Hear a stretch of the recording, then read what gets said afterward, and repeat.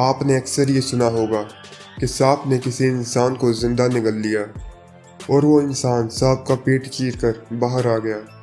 लेकिन क्या सच में सांप किसी इंसान को जिंदा खा सकता है? और अगर खा भी जाए तो इंसान का क्या होगा? और क्या पहले कभी ऐसा हुआ भी है या नहीं? क्या होगा अगर एनाकोंडा किसी इंसान को जिंदा निगल जाए तो? साल 2014 में डिस्कवरी चैनल पर एक प्रोग्राम नशर किया गया था जिसमें पॉल रोजोली नाम के एक आदमी ने कार्बन का बना हुआ एक सूट पहना और खुद को एक एनाकोंडा के हवाले कर दिया।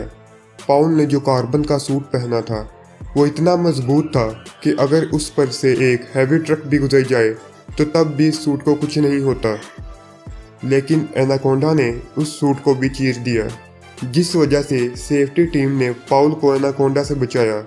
लेकिन एनाकोंडा अगर पॉल को निगल जाता तो क्या होता, आइए जानते हैं।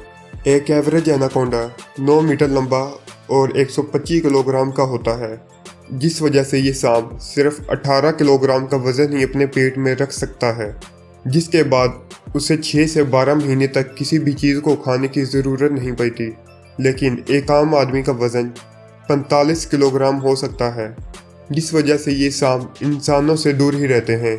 एनाकोंडा में जहर नहीं होता, लेकिन ज़रूरत पड़ने पर वो प्रेशर डालकर किसी भी इंसान की हड्डियों का चूरा बना सकता है।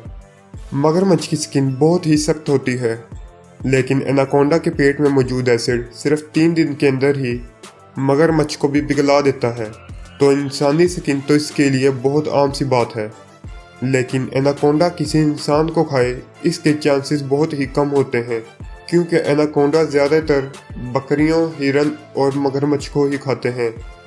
लेकिन ज़रूरत पड़ने पर वो हमला करने से हिचकिचाते भी नहीं, इसलिए इनसे दूर रहने में ही आपकी भलाई है।